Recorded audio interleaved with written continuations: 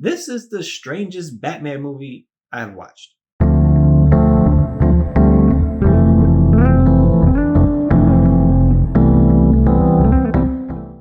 Hello, welcome to Just My Thoughts. I'm your host, Khaleel Ward. On this episode, I'll be talking about Batman, the Doom that came to Gotham. Long title. This one is actually brand new, just came out in March, wasn't on HBO Max. The movie takes place in like the 1920s, 1930s, I believe during Prohibition, because at one point we see cops pouring alcohol out into the street. We start off with Bruce Wayne. He's on an expedition and he discovers something. It's very creepy, kind of reminds you of The Thing, and he learns that this Doom is coming to Gotham. So he's like, Alfred, it's time to go back. And we learn that he hasn't been to Gotham in 20 years. So when he gets back, you see him, he has the flashback of his parents. And yes, we do see his parents get killed.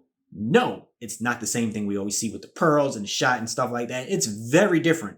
And their death means a lot more as the story goes on. You learn a lot more about that night and everything about Gotham and how Gotham came to be. It was very important. At first, you're like, oh man, not again. We get to watch them die. We know. And it's a very different thing. And I was like, oh, I'm intrigued.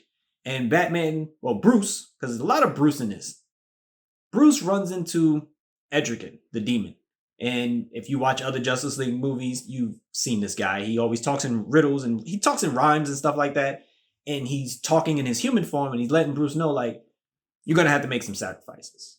And, you know, he mentions demons and magic and spiritual stuff. And Bruce is like, whatever, I don't care. And he's not really convinced until he transforms into Etrigan. And then it hits Bruce like, what is happening? And it's a lot of weird stuff that's going on in this particular movie that doesn't happen in other Batman movies. You know, you usually get a little bit of Bruce, then it's mostly Batman being a detective, figuring stuff out, fighting, get beat up, come back, figure stuff out. And it's different. It's really, really different. This monster is coming and he's from like a different reality.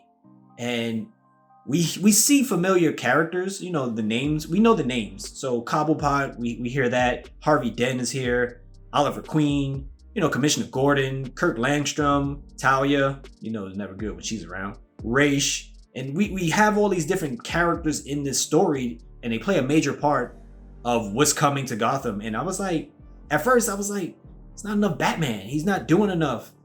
But as the story kept progressing, I was like, I like this. You know, they just drop little things here like this thing is important, you know, and there's some death that happens that's unexpected. And I was like, oh, they killed the character quickly.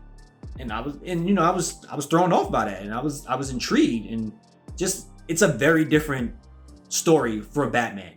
I thought it was more of a Bruce Wayne story. It's a lot that Bruce has to come to terms with in order to save Gotham because, you know, he's probably going to save Gotham. I enjoyed it.